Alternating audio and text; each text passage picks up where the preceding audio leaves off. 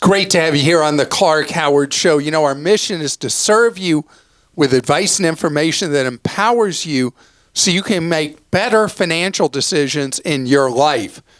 And, you know, I love to save money. You listen to this podcast, you watch it, you're all about saving money. And today I want to deal with what is a money pit across America, and that's food we throw away uneaten. Some estimates say it's 40% of food that we purchase gets thrown away. And coming up later, we get so many questions about I-bonds. And now that the I-bond program has changed for the better, people want to know what to do with older I-bonds when inflation was high and interest rates were so high. What do you do with those?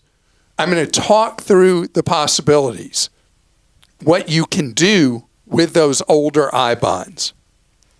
So food waste is a big issue, and I hate it when I pull something out and it got kind of buried in the back of the refrigerator and it's past date and I might have to throw it away. And I want to talk about a strategy for that so that you don't waste as much. But just yesterday, I made myself a baked potato for dinner.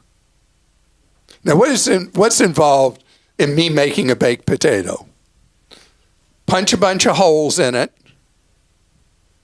wrap a wet paper towel around it, and put it in the microwave for 9 minutes. That's what making a meal is for me. I mean, that was a lot for me, having to punch in the holes. Do you put anything on the potato or in it or eat something with it? So get the potato out, and I'm on a low-sodium diet now, so I took low-sodium Irish butter from Aldi and put it on the potato. But the problem was the butter had expired, but it was BB on it. BB? Best Buy. So what I did is I cut off a little bit of the potato, put some of the butter on it, tasted fine, decided that was enough for me. You don't need best, right? Yeah. Put more butter on it, ate it, and I'm here today, no stomach ache, nothing. So it worked out. But if something says use by, that's a different thing with something particularly that's dairy or whatever.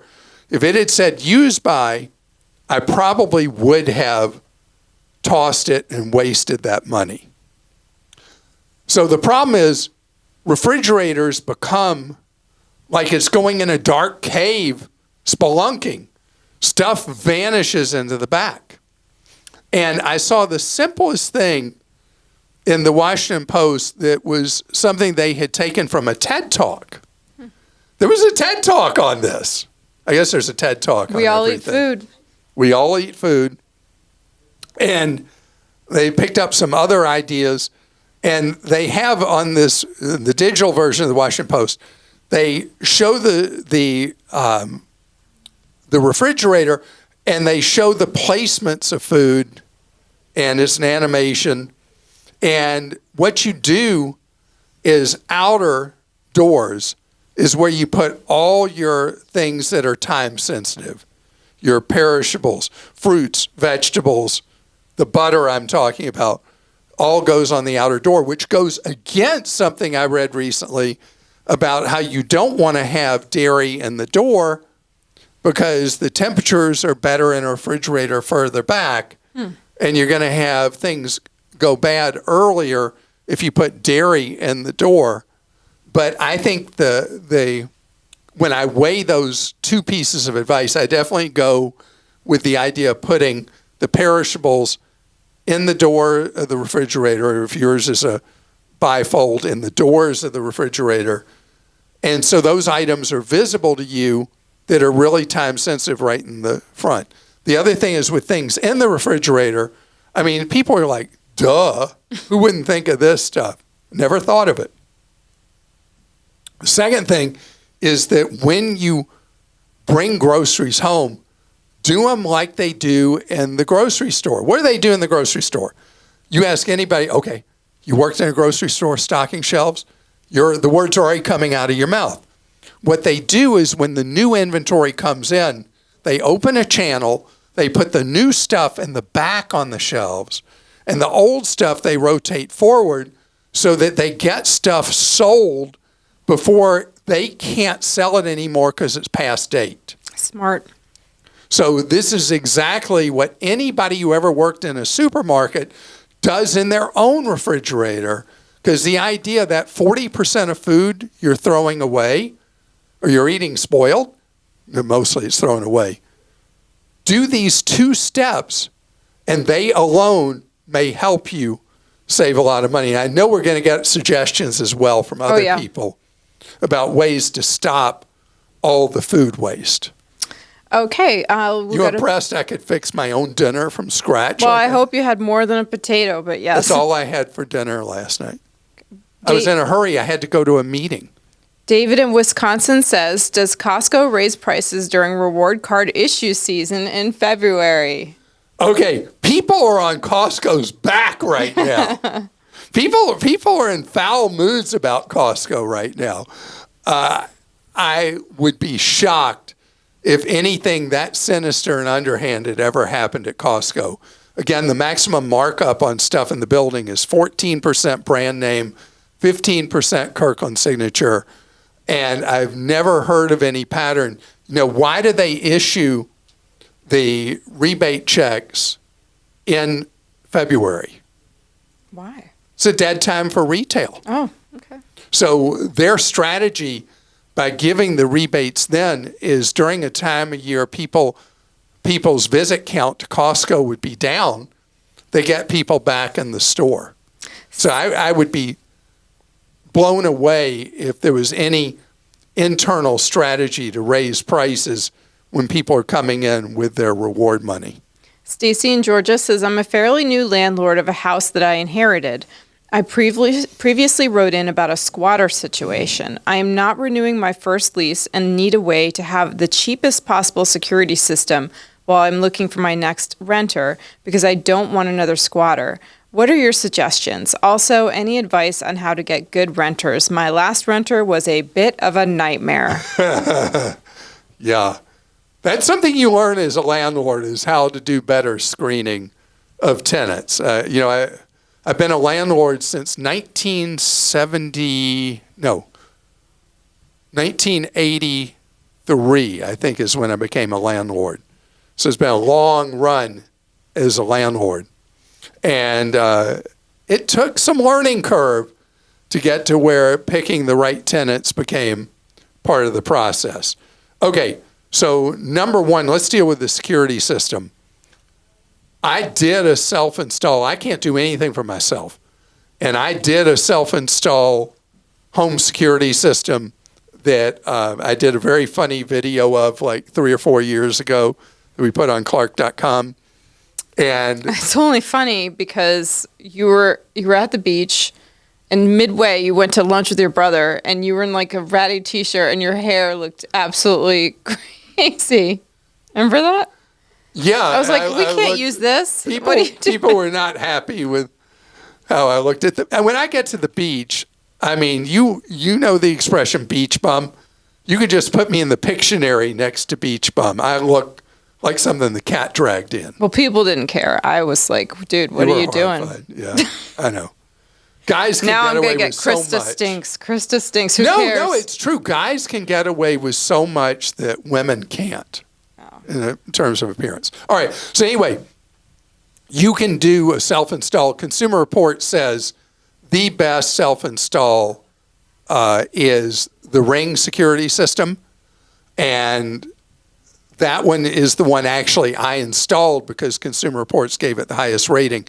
And Ring also has where you can self-monitor at no cost, or you can pay Amazon, who owns Ring, for monitoring.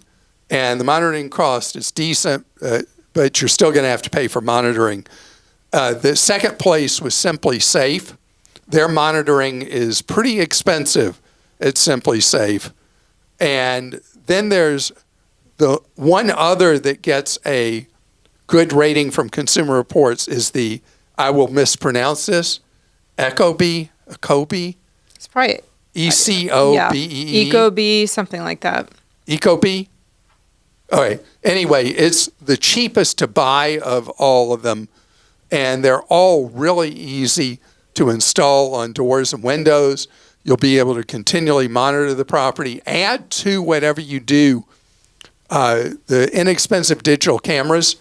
Now, the one thing you're going to have at your rental house, you're not going to like me, you're going to have an internet connection. The cheapest way to do that is if the one that's available from Metro by T-Mobile serves your address. You put in a Metro by T-Mobile internet. It's a simple self-install internet system that you can hook the security system and the security cameras into.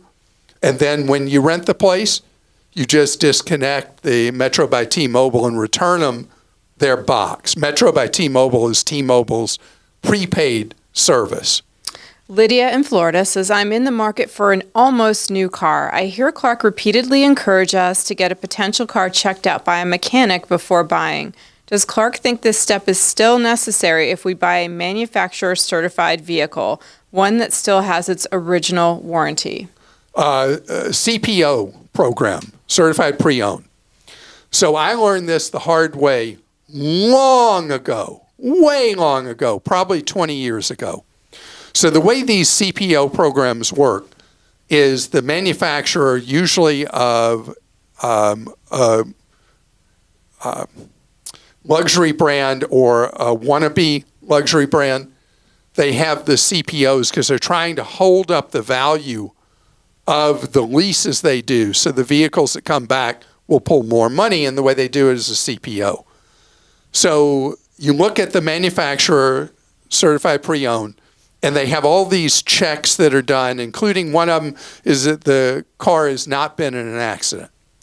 So my wife falls in love with this car, and we buy this CPO. We don't have it checked out by a mechanic or a body shop. And then years later, when we go to sell it, turns out the car was in a significant accident and had significant repairs to it.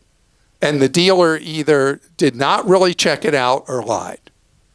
And that's when I learned that even with a CPO, that you cannot just trust that the dealer did what they promised the manufacturer they would do in order to be able to sell that car under the CPO. And that's why even with that, you at least want, as was recommended to me by a mechanic, if a CPO you're buying has less than 25,000 miles on it, the more important thing is to have it checked out by a body shop and pay them for checking it out to see if the car has been, or truck or vehicle, SUV, whatever, has been repaired for meaningful body damage, because that will kill your resale value later. So manufacturer's warranty, great, you still have that.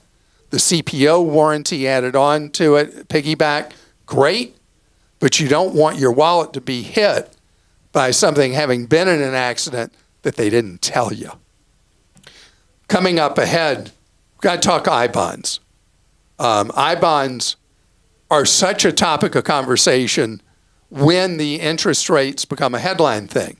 But now we're getting all these questions from people who bought I-bonds when the interest rate was almost 10%. And now they don't know what to do with them as the interest rate they earn is going down, down, down every 6 months. We're going to talk strategy. We started getting questions about the Series I savings bonds that people bought back a couple of years ago when inflation was at its worst, and those I bonds were paying 9.62% interest for that initial cycle, 6 months. And then at the reset, they were still paying a very high rate of interest and on like that. Well, now today that inflation has declined so much, the rates, these I-bonds that people bought a couple of years ago that were earning nearly 10% interest, now are earning not much over 3, like 3.33%, right in there. And so people started asking us questions in the fall about them. What do we do? Do we bail on these? Because inflation does look like it's under better control, and the trend seems to be our wallet's friend. And so every 6 months, these rates reset. Well, here's what's significant. The I-bonds that were very smart to buy when the interest rates were so high, because I-bonds, I for inflation, directly reflects the rate of inflation. When the feds were selling these, and they were selling them lights out, like they'd never sold that many billions of dollars in I-bonds all in such a short period of time, people were buying them just at the inflation rate. There was no bonus. Like today, if you buy I-bonds now, you get the rate of inflation plus an additional return on your money. And that additional return on your money is very attractive. So now if you buy Series I savings bonds, you get the rate of inflation plus a return on your money. So they're a great deal right now going forward.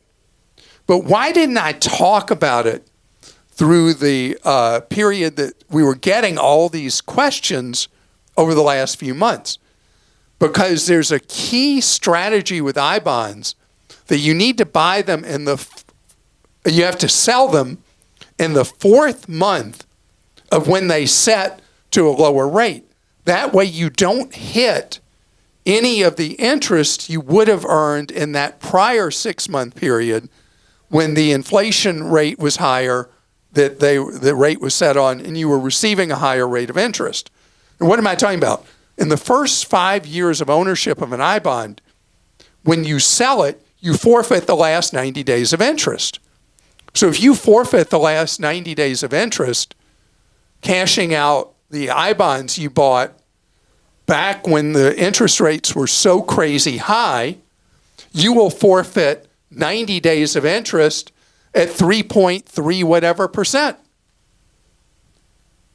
So not going to matter that much. And then you could turn right around. If you love owning I-bonds, you can now buy them at the new much better deal where you get the inflation rate plus, what is it, like 1.5%, something like that. It's really a good additional margin, and you can own them for the next 30 years if you want to, because that is a deal. Instead of earning a 0% fixed rate, you earn the fixed rate plus whatever the rate of inflation is, which means you're always ahead of inflation. So in February, you can sell them because you're now in the 4th month since the last reset. Pay your 90 days penalty and then rebuy them. You will have to pay tax on the gain you had. You have to decide if you want to do that. But owning I-bonds today at more normal inflation, more normal interest rates, and having one that has a 0% benefit beyond the rate of inflation is no good at all. So that's why the strategy is to sell those as long as you're not worried about whatever tax you'll generate from the high rates of interest you earned for a few years. Okay, Melissa. That's going to cause a lot of questions, isn't it? Well, our Consumer Action Center is definitely available. See details at clark.com/CAC.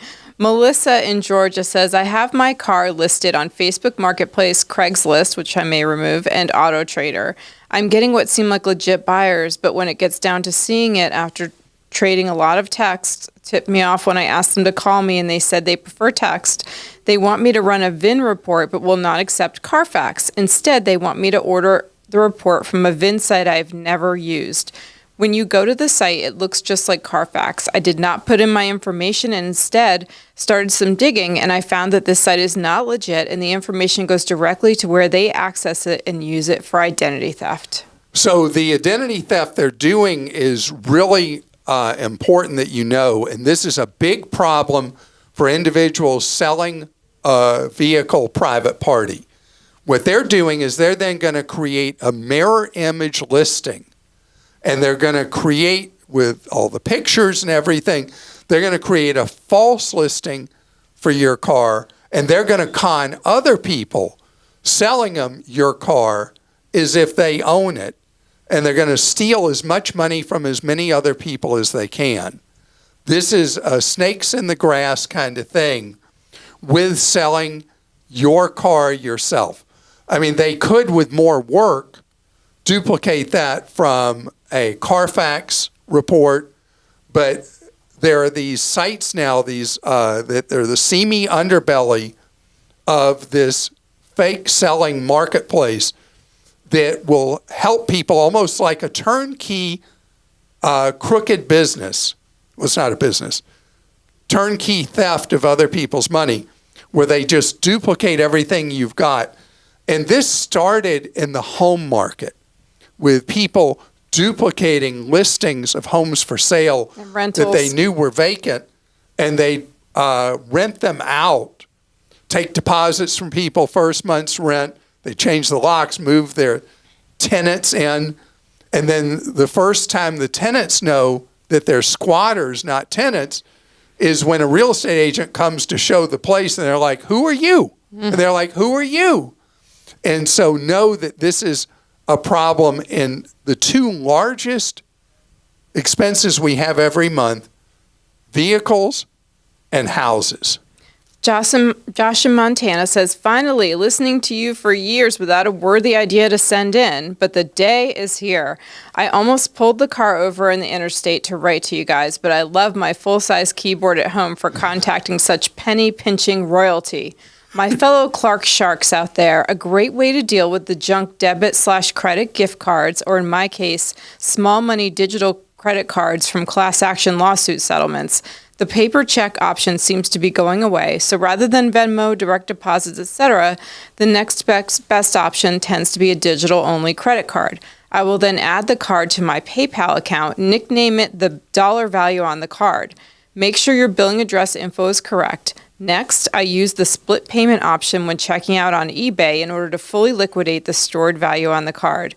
I'm not sure if the split payment option is available outside of eBay's PayPal checkout method, but so far it's been a great way to harvest those pesky digital dollar payments without a physical card and avoid the junk fees. Okay, I love this because this is like something that sticks to people like glue, that everybody out there wants to pay us in a way that's not to our advantage.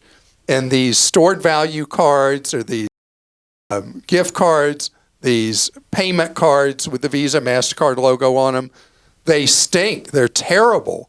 And so coming up with a way that is methodical, like you have with the partnership of eBay and PayPal, to get that money spent in an efficient way in your life, I love it. And you may trigger somebody else to have another suggestion of what they do with these stinking, rotten, lousy payment cards. Beatrice in Massachusetts wrote in and says, I plan on helping my daughter with her mortgage by sending monthly amounts through Zelle. We both bank at the same bank. It's a giant monster mega bank.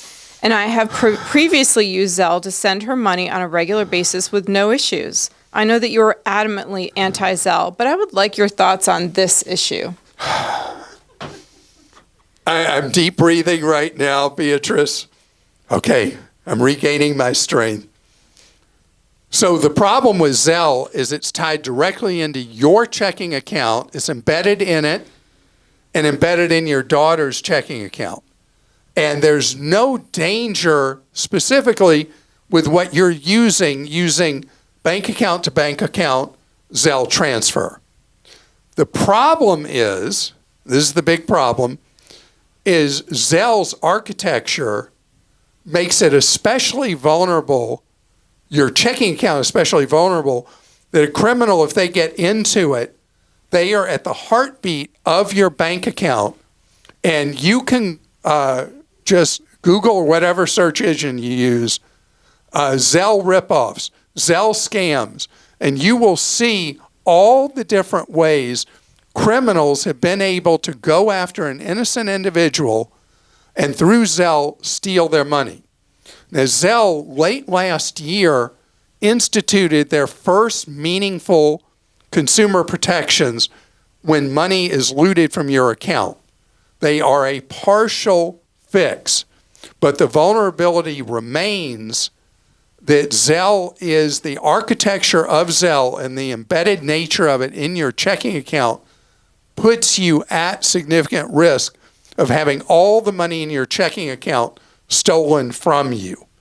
And even the protections they offer, if you're not a savvy, assertive consumer, you're going to have trouble getting your bank or credit union to follow the Zelle protections. I like if somebody uses Cash App, Venmo, or Big Bad Zelle, that you have a separate account that you use for the transmittal of that money. So there's never a lot of money in there that if a criminal comes after you, there's not a lot of money there for them to get. This is in the same bank. There's got to be a way that you can link in the bank administratively your two accounts where you can send money account to account internally through the banking app and not have to employ Zelle. I would be shocked if there's not a way to do that and cut Zelle out of the transaction and eliminate that Zelle vulnerability. And I do need to say, I'm so glad that Zelle finally, by the end of the year, did what they said they were going to do January last year, but better late than never and a step in the right direction. And thank you so much for joining us today. I hope you have a wonderful rest of your day. Remember what we're devoted to, you learning ways to save more, spend less, and avoid getting ripped off.